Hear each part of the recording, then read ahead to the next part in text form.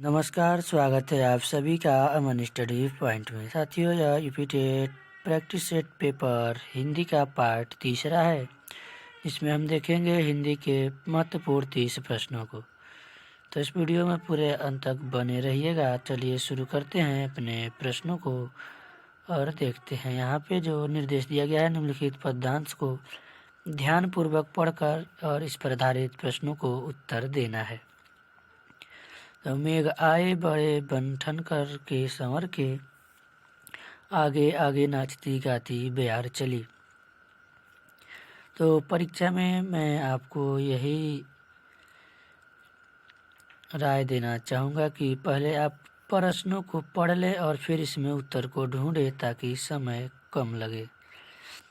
क्योंकि उस शब्द को पकड़ के आप तुरंत वाक्य में ढूंढ सकते हैं, आंसर को उसके पूरा सेंटेंस पढ़ने में समय ज़्यादा लग सकता है। तो प्रश्न दिया गया है, मेघ आए बड़े बन करके, ठन के सवर के, पंक्ति का भाव किसमें है? तो ऑप्शन है, बादलों ने सूरज को ढक लिया है, बादलों ने बिजली से श्रृंगार कर लिया है, या बादल सज धज कर आए हैं, या भूरे काले बादल आकाश में घिर आए हैं। तो यहाँ पे जो मेघ आए बड़े ठन के संवर के, इसका जो भाव है वह जो है बादल सज धज कर आए हैं। राइट आंसर चला जाएगा ऑप्शन सी के साथ। अगला प्रश्न है, मेघों के आने से लगता है बादल आसमान में छा गए हैं, मानो कहीं उत्सव मनाया जा रहा है, मानो गांव में शहर से मेहमान आए हों, या फिर उपयुक्त में से कोई नहीं। तो यहाँ पर जो मेघ के आने से जो हवाएं हैं चलने लगी हैं, जिसके कारण दरवाजे खिड़कियां खुलने लगी हैं, और तब ऐसा प्रतीत होता है कि मानो गांव में शहर से मेहमान आए हैं। तो यहाँ पर राइट आंसर चला जाएगा ऑप्शन सी के साथ। अगला प्रश्न है, बरस बाद सुधी लिनी, इन पंक्ति का भाव किसमें है? बादल एक बरस के बाद आए हैं, बादलों ने याद किया है, बादल बन संवर कर आए हैं, या फिर बादल मेहमान बनकर आए हैं। तो यहाँ पे जो बादल सुधीलिनी का जो भाव है इस पंक्ति का, वह है बादल एक बरस के बाद जो आए हैं। अगला प्रश्न है, पूरी कविता में कौन सा अलंकार है? श्लेष अलंकार, रूपक अलंकार, मानवीकरण अलंकार, या फिर उत्प्रेक्षा अलंकार? तो जो पूरी कविता में जो है मानवीकरण अलंकार है, क्योंकि यहाँ पे बादलों को मेहमान यानी मानव के रूप में हवाओं, पेड़ों, धूल, नदी, पीपल, यहाँ की जो लताएं हैं, यहाँ पे लता देख रहे हैं, इन सबको जो है क्रियाओं को जो है मानव की क्रियाओं के रूप में प्रकट किया गया है। और यहाँ पे जब प्राकृतिक अवयव यानी प्राकृतिक वस्तुओं को मानव व्यवहार के रूप में प्रकट किया जाए, तो वहाँ पे मानवीकरण अलंकार होता है। ये मानवीकरण अलंकार की परिभाषा होती है। तो राइट आंसर चला जाएगा ऑप्शन सी के साथ, मानवीकरण अलंकार। अगला प्रश्न है, बूढ़े पीपल ने किस प्रकार मेघों का स्वागत किया? झुककर, प्रणाम करके, प्रसन्न होकर, गले लगाकर, या फिर उलाहना देकर? तो जो बूढ़े पीपल है, यहाँ पर मेघों का जो स्वागत है झुककर, प्रणाम करके करते हैं। राइट आंसर चला जाएगा ऑप्शन ए के साथ।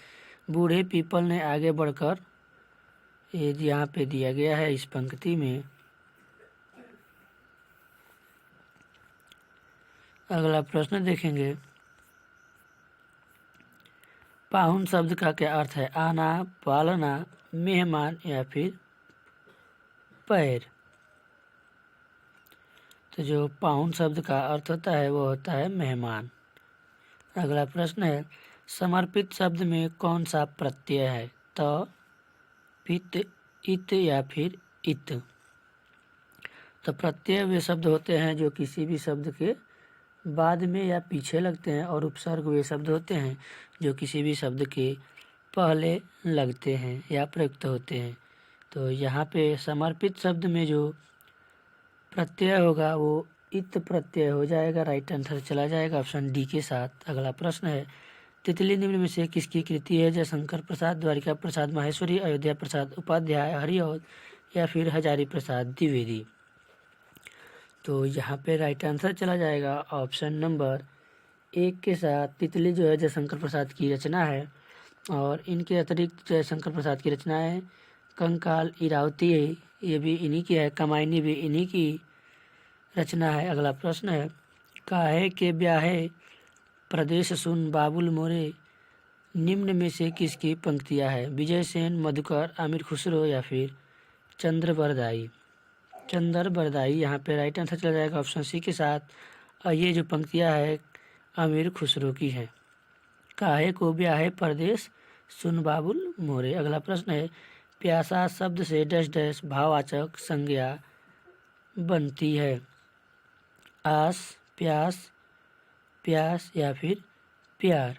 तो यहाँ पे जो प्यासा शब्द से है प्यास भाववाचक संज्ञा बनती है। अगला प्रश्न है, ठाकुर शब्द का स्त्रीलिंग क्या है? ठाकुरत्व, ठाकुरी, ठकुराइन या फिर इनमें से कोई नहीं। तो ठाकुर शब्द का जो स्त्रीलिंग होगा वो हो जाएगा ठकुराइन, राइट आंसर चला जाएगा सी के साथ। अगला प्रश्न है, खिलाड़ी शब्द का बहुवचन क्या है? खिलाड़िन, खिलाड़ी, खिलाड़िया या फिर इनमें से कोई नहीं।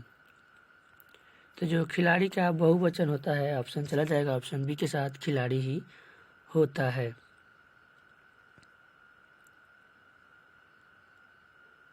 यानी इसके बहुवचन के शब्द में कोई परिवर्तन बदलाव नहीं होता है। अगला प्रश्न, निम्न में से कौन सा विकल्प संबोधन का कारक के अंतर्गत आता है? अरे तुम ऐसा क्यों करते हो, सबके लिए मिठाई लेकर आओ, राखी पर बाजार सजे हुए हैं, कमरे में ताला लगा है। तो ऑप्शन नंबर ए के साथ इसका राइट आंसर चला जाएगा अरे तुम ऐसा क्यों करते हो। यहाँ पे संबोधन कारक के अंतर्गत यह वाक्य आएगा।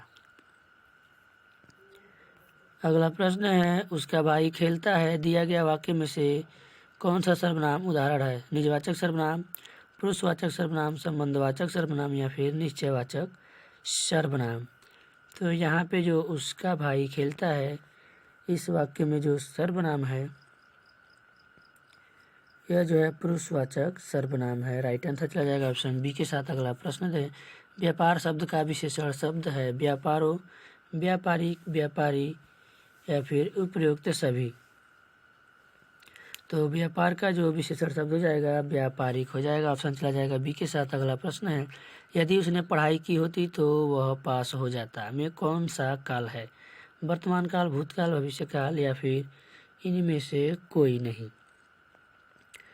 तो यहाँ पे जो पद है, ये जो वाक्य दिया गया है इस पंक्ति में हेतु हेतु मद यानी भूतकाल का उदाहरण है। यहाँ पर भूतकाल की एक क्रिया दूसरी क्रिया पर आधारित रहती है। हेतु हेतु मद भूतकाल में जो है एक क्रिया जो है दूसरी क्रिया पर आधारित रहती है। यानी उसने पढ़ाई की होती तो वह पास हो जाता, तो वह पढ़ाई नहीं किया है, वह फेल हो चुका है।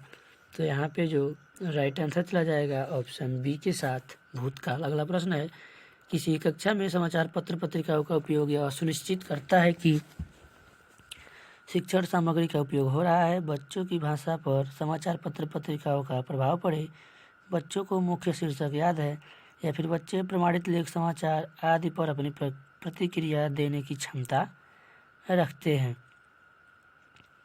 तो यहाँ पे राइट आंसर चला जाएगा डी के साथ, समाचार पत्र पत्रिकाओं का उपयोग यह सुनिश्चित करते हैं कि बच्चे प्रमाणित लेख, समाचार आदि पर अपनी प्रतिक्रिया देने की क्षमता रखते हैं। अगला प्रश्न है, कौन से वाच्य में क्रिया प्रधान होती है? कर्तवाच्य, कर्मवाच्य या फिर भाववाच्य या ए, बी और सी तीनों। तो यहाँ पे राइट आंसर चला जाएगा सी के साथ। यहाँ पे जो है भाववाच्य में जो है क्रिया प्रधान होती है, यानी मुझसे उठा नहीं जाता, उससे पढ़ा नहीं जाता, उससे खाया नहीं जाता। प्रबंध काव्य के कितने भेद हैं? प्रबंध काव्य के 3, 4, 2 या फिर 5। तो प्रबंध काव्य के जो है मात्र 2 भेद होते हैं, खंड काव्य और महाकाव्य। तो राइट आंसर चला जाएगा 2 के साथ, ऑप्शन सी के साथ, खंड काव्य और यहाँ पे महाकाव्य इसके 2 ही खंड होते हैं प्रबंध काव्य के। अगला प्रश्न है मुक्तक क्या है? दोहा है, कविता है, सवय है या फिर उपयुक्त में सभी है?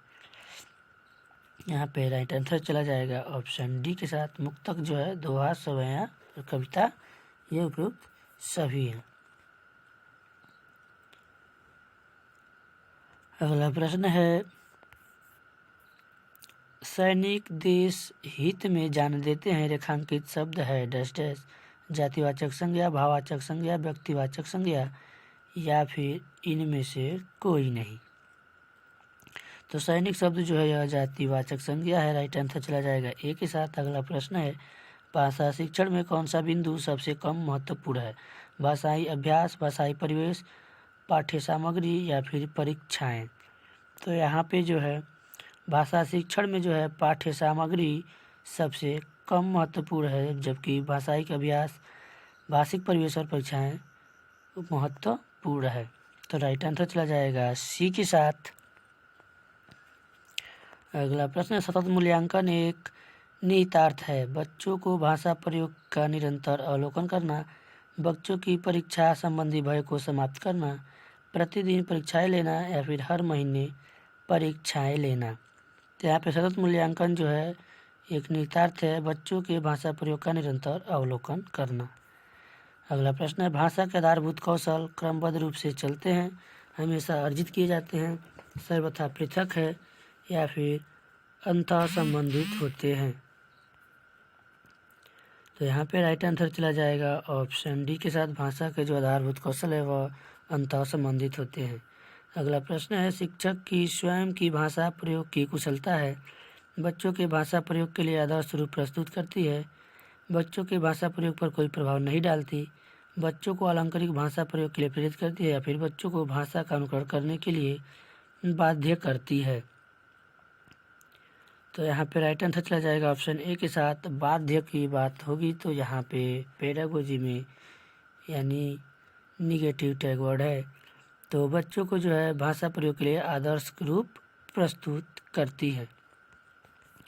अगला प्रश्न है नीचे दिए गए विकल्पों में से कौन सा विकल्प पुल्लिंग का उदाहरण नहीं है? हिंसक, आवृत्ति, प्रवचन या फिर उदाहरण? तो यहाँ पे जो आवृत्ति है राइट आंसर चला जाएगा बी के साथ, पुल्लिंग का उदाहरण नहीं है। अगला प्रश्न देखेंगे निम्न में से कौन सा विकल्प कर्म कारक के अंतर्गत आता है? तुम फल किसके लिए लाए, उसकी शादी हो गई, सोमवार को सावन का व्रत है या फिर अधिकारी ने कर्मचारी को डांटा? तो यहाँ पे जो कर्म कारक के अंतर्गत वाक्य आएगा कर्ता ने कर्म को यानी सोमवार को सावन का व्रत है। तो राइट आंसर चला जाएगा सी के साथ। कर्ता ने कर्म को करण से। इससे आपको अगला देखेंगे कुछ सब्जियां खराब हो गई है, इस वाक्य में कुछ शब्द कौन से सर्वनाम का उदाहरण है? अनिश्चयवाचक सर्वनाम, प्रश्नवाचक सर्वनाम, पुरुषवाचक सर्वनाम या फिर निश्चयवाचक सर्वनाम? तो यहाँ पे कुछ सब्जियां बताई गई है यानी निश्चय नहीं है। राइट आंसर चला जाएगा ऑप्शन ए के साथ। अनिश्चयवाचक सर्वनाम का उदाहरण है वह मेरी कार है, इस वाक्य में से सार्वनामिक विशेषण शब्द छांटिए। वह मेरी कार या फिर है? तो यहाँ पे राइट आंसर चला जाएगा ऑप्शन ए के साथ। वह जो है यह एक सार्वनामिक विशेषण है। अगला प्रश्न है यदि तुम आओगे तो साथ आऊं। यदि तुम आओगे तो साथ आऊं में कौन सा काल है? वर्तमान काल, भूतकाल, भविष्यकाल या फिर इनमें से कोई नहीं? तो इस पंक्ति में जो है भविष्य काल है। भविष्य काल की क्रिया का होना किसी दूसरी क्रिया के होने पर आधारित है, यानी यहाँ पे कहा कि यदि तुम आओगे तो साथ आऊं, तो उसे जो है हेतु मत भविष्य काल कहते हैं। इसके पहले वाले प्रश्न में हमने देखा था हेतु मद जो है भूतकाल। तो इस वीडियो में हम हिंदी के पूरे 30 प्रश्नों को देख लिए। हिंदी का प्रैक्टिस सेट पेपर यह पार्ट तीसरा था। तो यह वीडियो आपको कैसा लगा कमेंट बॉक्स में ज़रूर बताएं। साथ ही वीडियो को अपने सभी ग्रुपों में शेयर कर दें और अगर आप चैनल पर नए हैं तो चैनल को सब्सक्राइब कर लें और इसी तरह के आपको और भी वीडियो इस चैनल पर मिलते रहेंगे। और इस चैनल पर हम यूपी टेट के 23 जनवरी के पहले पूरे 30 प्रश्नों का जो प्रैक्टिस सेट है, यानी हम पूरे लगभग 20 प्रैक्टिस सेट यहाँ पे करने वाले हैं। तो यह पार्ट तीसरा है, अभी 17 पार्ट इसके बाकी हैं। तो चैनल को आप सब्सक्राइब कर लें और मिलते हैं अब अगले वीडियो में एक नए प्रैक्टिस सेट पेपर के साथ। तब तक के लिए धन्यवाद। जय हिंद।